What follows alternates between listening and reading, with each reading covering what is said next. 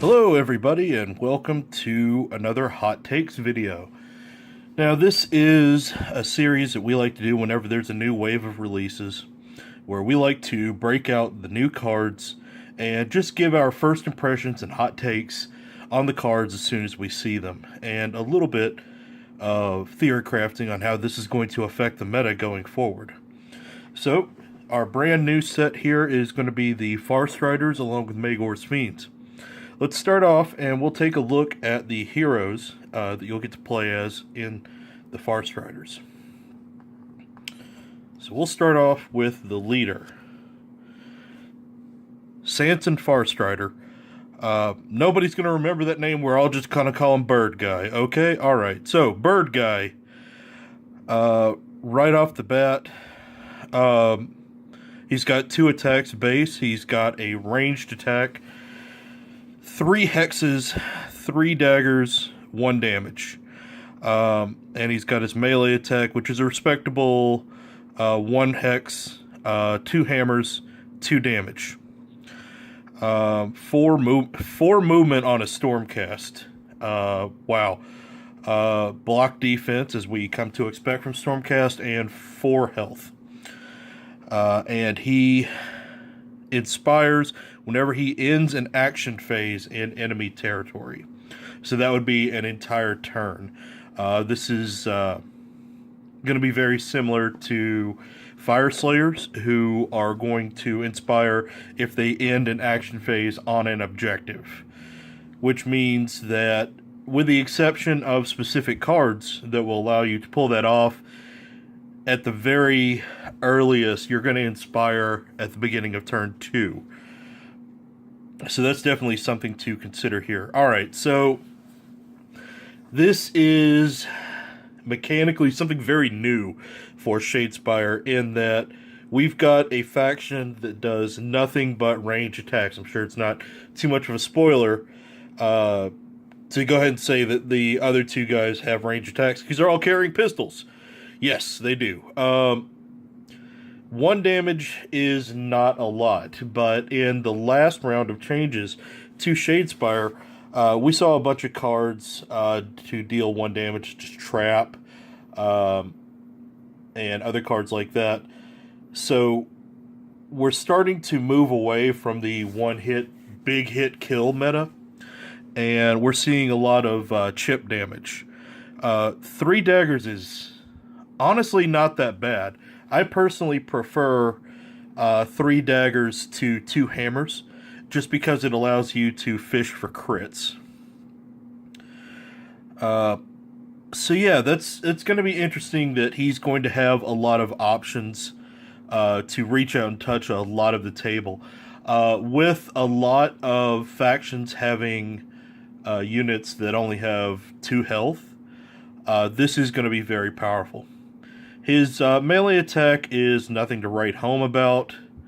It's pretty much what you would expect from any regular melee fighter within Shadespire. But I think the real takeaway here is his 4 movement, which is going to make him extremely mobile. In addition to having his range attack, his threatened area is practically the entire board. So that's going to be it's going to be really difficult to get away from him. Now, the Stormcast Rangers are essentially the armed force recon of the Stormcast. I wouldn't necessarily call them stealthy, because they're still wearing bright gold full plate. However, these are your scouts, pathfinders, that sort of thing. They typically wear lighter armor, so I would expect when I flip this card over, that's not going to change. However, I'm wrong. They go to 2 defense dice. What the hell? Games Workshop, what are you doing? Go home, you're drunk. Wow. Okay, so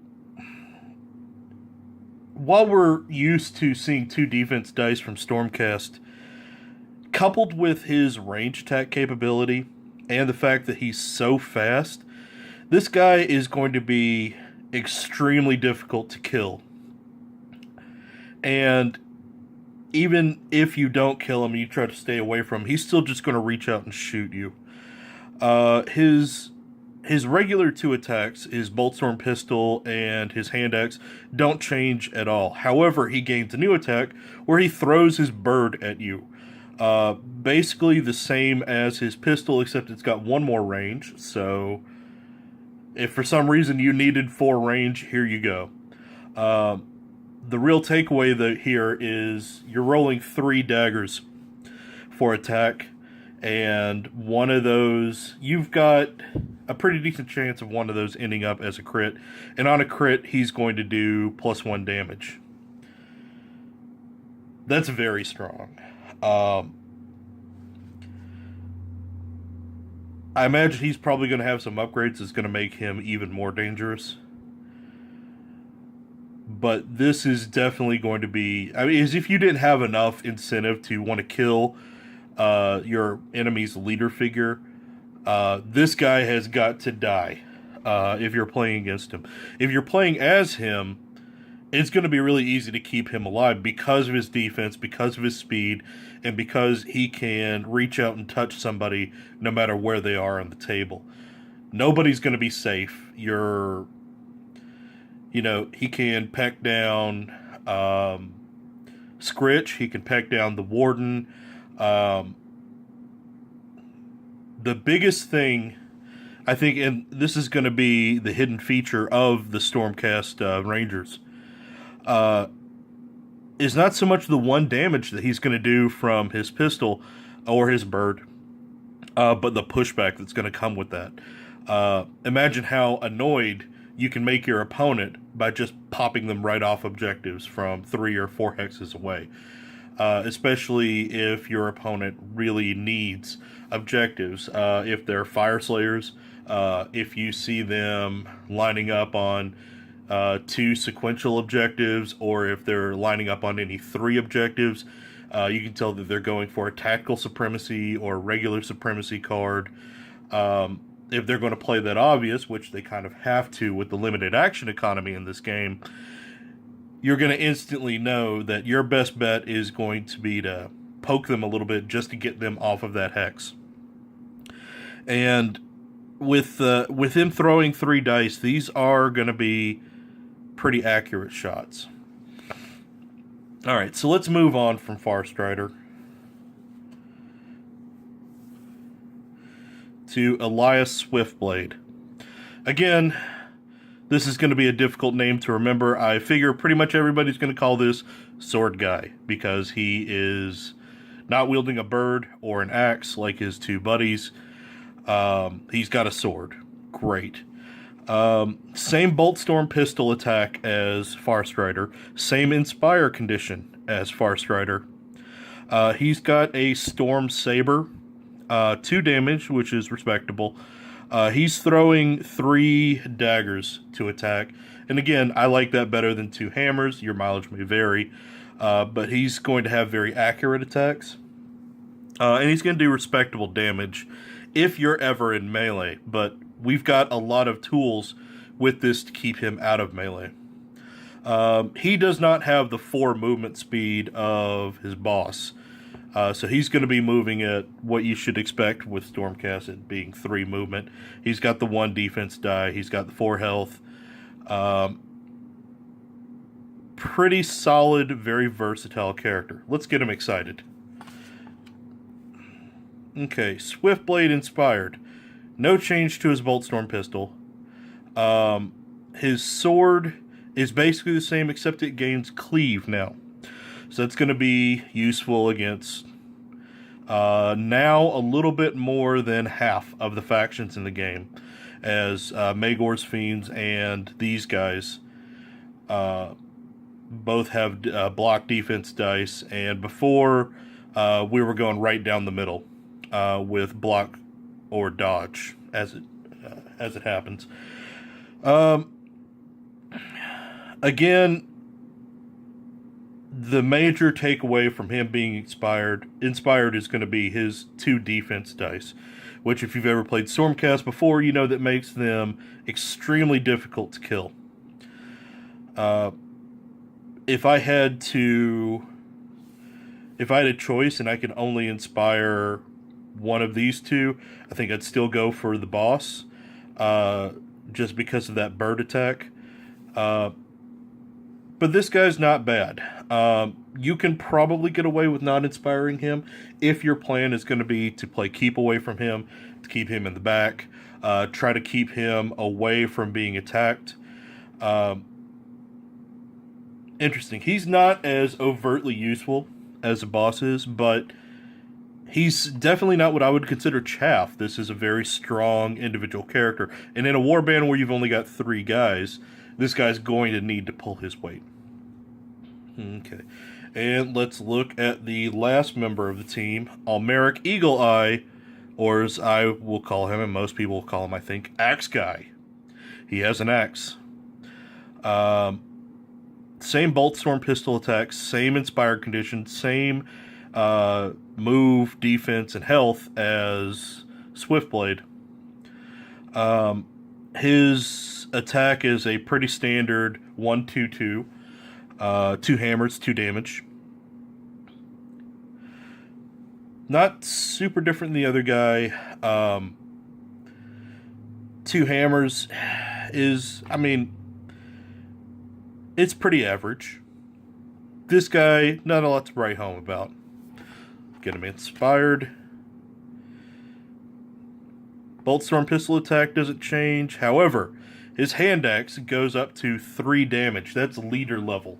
That's what you would expect out of Gerzag. It's what you would expect out of Garrick, Oberyn, Steelheart. A lot of characters in the game kind of sit in this. A lot of the better melee characters in the game sit at this 2 hammer, 3 damage area. Just like his buddies, he keeps the same speed but gains a defense die. It's interesting to see this kind of a melee threat not on a leader figure, but on kind of your second rank of guys. But again, all 3 of these guys seem to be very solid overall. Nothing is really blowing my mind except the 2 defense on them when they're inspired. I would imagine what we're going to see as we progress through these hot take videos is going to be that a lot of their power and versatility is going to come out in their upgrades and in the ploys that they can take. But my overall thoughts, having all 3 of them here in front of me, they're reasonably quick. They're going to be extremely hard to kill. There is no chaff in this warband, and you can't afford to treat any of them like chaff. They have solid mid-range attacks, and they all have this kind of 1 damage option from range. I think their most apparent playstyle is going to be board control. They don't really have the damage just right off the bat to play as aggressively as, say, Blood Reavers, Orcs, or even the other Stormcast. Damage does not seem to be their thing. While they can, pull out some big hits with Eagle Eye, I think your best use for these guys combat-wise is going to be to clear out your opponent's chaff, and mostly use them to control the board and to control objectives. Especially with Farstrider being able to move 4, the other 2 being able to move 3, and the fact that even on their own, they can survive a pretty good deal of combat. 4 hit points and 1 block or 2 block once inspired is nothing to sneeze at. Here's what I'm worried about with them. It's going to be difficult to get them inspired. On paper, their inspire conditions definitely sound very easy. I mean, all you have to do is end an action phase in enemy territory.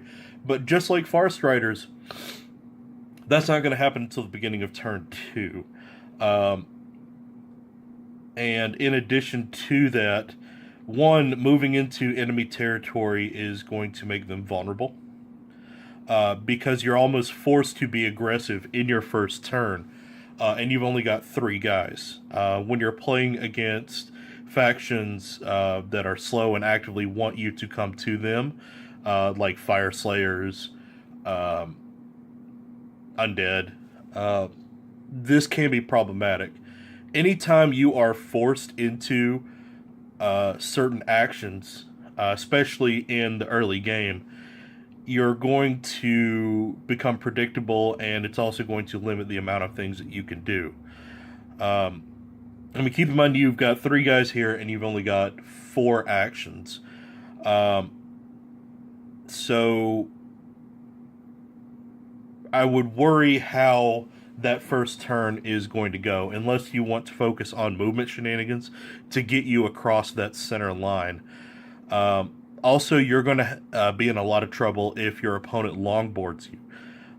These guys, I think, in the early game are going to be very vulnerable to a longboard setup, especially if your opponent is clever and forces the board into a state where you can't set people up close to the line of scrimmage. More on this when we do our board placement video in the future. That being said, the ability that they have to play keep away and remain a threat, and also to control objectives by knocking people off of them, is going to make these guys very powerful. And I think what pushes them from just an okay warband, just looking at the characters, we haven't really looked at their specific cards yet. Just looking at the characters, what pushes them from just okay into very strong is the fact that they can get this 2 defense dice. So yeah, I'll definitely be interested to see how their cards affect them, how these guys affect the meta. And also, just from a game criticism standpoint, when I heard about these guys originally, when I first heard early on that one of the final factions to come out for Shadespire was going to be the Rangers, or the Vanguard Hunters, as they would be called in Age of Sigmar, I was very worried, because Games Workshop games do have an unfortunate tendency to encourage gunline armies. Armies that just kind of sit in one place and do nothing but shoot, and pull your models off the table while you run across a killing field to get to them. And in my opinion, it leads to a very boring game. The design of Shadespire is such that I don't think that's going to happen, because the ranges are so short, because you are in a very tight arena space, and because movement is such an important part of the game, it gets around that. So these guys, I think, they hit an interesting point, because I think that these guys could be a very good starter faction for somebody just learning the game. And yet, they also have that finesse capability, where a really canny player can take these guys to the next level. And that's kind of the golden ratio of game design, I think, is to have something that is easy to learn, very hard, but also extremely rewarding to master.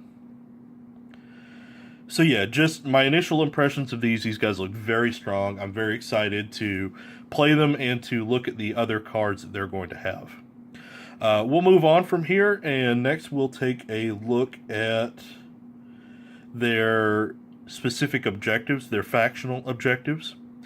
So in the meantime, please like, share, and subscribe this video, and feel free to put your comments down below to tell me what you think of these guys. and have a great day.